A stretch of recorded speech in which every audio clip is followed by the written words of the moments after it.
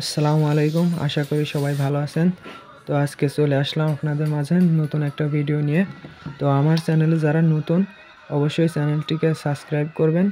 আর যারা অলরেডি চ্যানেলটিকে সাবস্ক্রাইব করেছেন তাদেরকে অসংখ্য ধন্যবাদ। তো আজকে বেশ কিছু বিষয় নিয়ে আমি আলোচনা করতে যাচ্ছি আপনাদের মাঝে। তো এখন বর্তমান যে পরিস্থিতি, সার্বিয়াতে অনেক লোকে আসতেছে বা আসবে। তো এখন এই লোক আসার যে প্রক্রিয়াটা শুরু হয়েছে, এখানে অনেক প্রতারণার সৃষ্টি হয়েছে। বর্তমান সবচেয়ে বেশি ইউরোপের ভিতর সার্বিয়াতে লোক আসতেছে, নন সেনজেন অথবা সেনজেন মিলায়ে। তবে অনেকে আছে যাদের লোক আনার কোনো ক্ষমতা নাই, তারাও কিন্তু ফাইলগুলো জমা নিচ্ছে এবং কেউ সুযোগের সদ্ব্যবহার করতেছে। তো সেই বিষয়টা নিয়েই আজকে আলোচনা করব। তো আরেকটা বিষয় যে সার্বিয়াতে চুল কাটতে গেলে কেমন টাকা লাগবে এবং কিভাবে আপনারা কোথায় গেলে কাটতে পারবেন। তো বাংলাদেশের মতোই সার্বিয়াতে চুল কাটার জন্য সেলুনের দোকান অবশ্যই পাওয়া যাবে, অনেক জায়গাতেই আছে, মানে একটু বাজারের দিকে গেলেই পাবেন।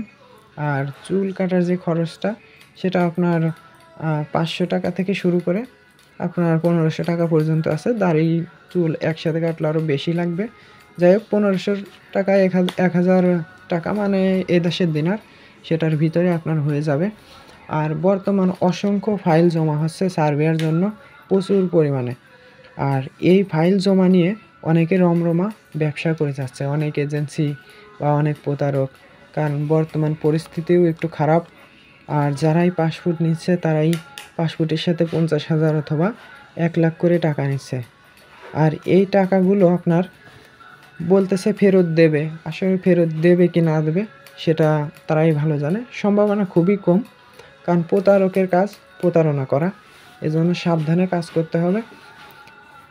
আর এই ফাইলগুলো বলবে যে ইন্ডিয়া পাঠাইছি, অনেকেই আছে তাদের লোক আনার কোনো যোগ্যতা নেই বা তাদের আদৌ তারা লোক আনতে পারবে বা পাঠাতে পারবে সার্বিয়া, সেরকম লোক যারা আছে তারাও কিন্তু ফাইলগুলো জমা নিচ্ছে। জমা নিয়ে 1 মাস 2 মাস অথবা 6 মাস 1 বছর ঘোরাচ্ছে। আবার কেউ বলতেছে যে সার্বিয়া যদি না হয় অন্য দেশে লাগা দেবো, রোমানিয়া অথবা বুলগেরিয়া, বসনিয়া, স্লোভানিয়া, অনেক জায়গার কথা বলতেছে। তো আসলে সর্বশেষ পরিস্থিতিটা হয় এরকম, আপনাকে ঘোরাবে। যদি আপনাকে না আনতে পারে বা ওয়ার্ক পারমিট ভুয়া দেবে, তবুও কী করবে তারা, ওই আপনার থেকে কিছু টাকা অবশ্যই নিয়ে নেবে। 50,000 বা 1 লাখ এরকম টাকা আপনার থেকে চলে যায়। আপনি কতদিন ঘুরবেন? আপনি 1 মাস 2 মাস 6 মাস ঘোরার পরে সে না বলবে না, বলবে দেবো, কিন্তু একসময় আপনি নিজেই বুঝতে পারবেন সে ওই টাকাগুলো দেবে না। তো এই জন্য টাকা পয়সা যাই আগে অগ্রিম দেন, অতি সাবধান এবং স্ট্যাম্প করে দেওয়ার চেষ্টা করবেন।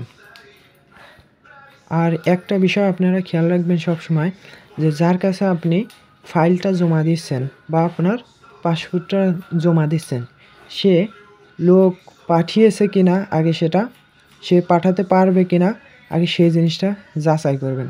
সব কিছু যাচাই করার পর যদি মনে হয় যে সে সার্বিয়া অথবা ইউরোপের যে কোনো দেশে সে লোক পাঠাতে সক্ষম, তারপরেই আপনারা ফাইল জমা দেবেন। এবং আরও কিছু বিষয়গুলো খেয়াল রাখবেন, যেমন আপনার তারা প্রতারক কিনা, অনেকের টাকা পয়সা মারছে কিনা, বা এরকম অনেক কিছু ব্যাক রিপোর্ট থাকে এদের বিরুদ্ধে, তাদের আগে পিছে কোনো রিপোর্ট আছে কিনা, এইগুলো দেখার পরে যাচাই বাছাই করবেন, তারপরে আপনারা ফাইল দেবেন। ফাইল একজন চাইলো যে 7 লাখ 8 লাখ বা 9 লাখ টাকা লাগবো, গ্যারান্টি সহকারে হবে, এইভাবে কেউ প্রতারণার শিকার বা অতি উৎসাহিত হবেন না। কারণ আপনি টাকা কিন্তু নিজের কষ্টের টাকাগুলো দেবেন, আর এই টাকাগুলো যখন অন্যের হাতে চলে যায় তখন টাকাগুলো আর নিজের থাকে না, মনে হয় যে উল্টা সেই আমার কাছে পায়, আমি তো তার কাছে টাকা পাই দূরের কথা, উল্টা মনে হবে ওই সময়।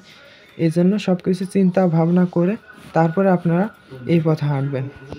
অনেক এজেন্সি বা দালাল, এরা প্রথমেই দেখা যায় কি 10 দিন 15 দিন বা 1 সপ্তাহের ভিতর আপনাকে ওয়ার্ক পারমিট বের করে দেবে, এবং ওয়ার্ক পারমিটের উপরে যে অ্যাড্রেসগুলো থাকবে, কোম্পানির নাম থাকবে, ওগুলো হোয়াইটনার দিয়ে মুছে দেয়, বলে যে আপনি কোম্পানিতে যোগাযোগ করবেন বা পরে কোনো ঝামেলা হইব, এইগুলো বলতে পারে।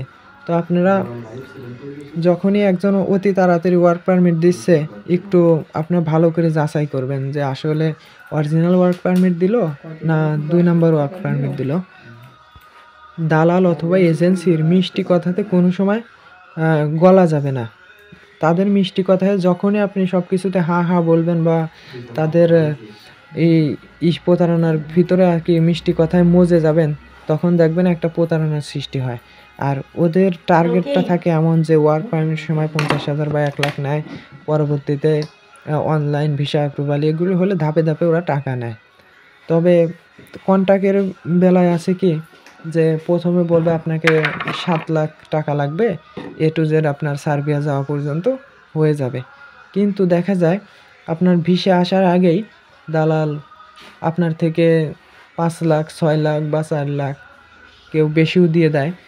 তো এই পরিমাণ টাকাগুলো যখন নিয়ে নেয়, তখন আস্তে আস্তে তাদের সুরটা কিন্তু পাল্টিয়ে যায়। এজন্য আপনারা রাখবেন, অবশ্যই এদিকে খেয়াল রাখবেন। আর ওদের থাকে কেমন যে ওরা অনেকেই আছে যে সাপ্লাই কোম্পানিতে লোক পাঠায়। ঠিক আছে, কিছু লোক সাপ্লাই কোম্পানিতে আসছে, আসার পরে তাদের বেতন টেতন তারা কাজ করার পর পায় না, লাস্টে দেখা যায় তারা বাধ্য হয়ে অন্য দেশে চলে যায়। আর এই সুযোগটা তারা কাজে লাগায়। কিভাবে কাজে লাগায়?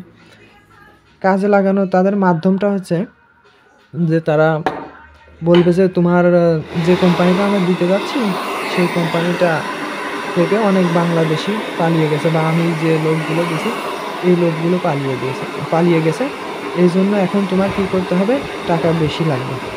দেখা গেছে যে 7 লাখের জায়গা চুক্তিতে তখন 8 লাখ 8.5 লাখ বলে। তো সেটাও ঠিক আছে যে বেশি লাগবে। পরবর্তীতে প্রতারণার আরেকটা ধাপ তারা উদ্ভাবন করে, যেমন বলে যে এখন তোমাকে জামানত দিয়ে যেতে হবে। তো জামানতটা কত দিতে হবে? বেশিরভাগ ক্ষেত্রে 1 লাখ টাকা জামানত। দেখা গেছে এদিকে পাঠাবেও সাপ্লাই কোম্পানি, কাজ থাকবে না, বেতন দেবে না। আবার আপনার সাপ্লাই কোম্পানিতে দিয়ে বলবে জামানত লাগবে 1 লাখ, যদি আপনি 2 বছর থাকেন বা 1 বছর 1.5 বছর, এভাবে আপনার সাথে কন্ট্রাক্ট করবে এবং স্ট্যাম্প করে নেবে তাদের মতো করে। এবং এখানে কোনো সমস্যা হলে, সাপ্লাই কোম্পানি হলে বা কাজ না থাকলে এটার দায়ভার আমরা নেব না, তাদের মতো তারা কন্ট্রাক্ট করে স্ট্যাম্প লিখে নেবে, বুঝছেন? বেশিরভাগ ক্ষেত্রে যখন আর সার্বিয়াতে চলে আসে একজন প্যাসেঞ্জার, আসার পরে যখন কাজ থাকে না, তখন এজেন্সিকে জানালে দেখা গেছে কিছু কিছু এজেন্সি আছে ভালো না, তারা বলবে যে তোমার যদি ভালো না লাগে তুমি চলে আসো, তোমার বিদেশ করা লাগবে না। এগুলো ম্যাক্সিমাম ক্ষেত্রেই হয়। তখন মানুষ আসার পরে একটা বিপদে পড়ে যায় যে আমি কি করলাম, তখন শুরু হয় কষ্টের জীবন।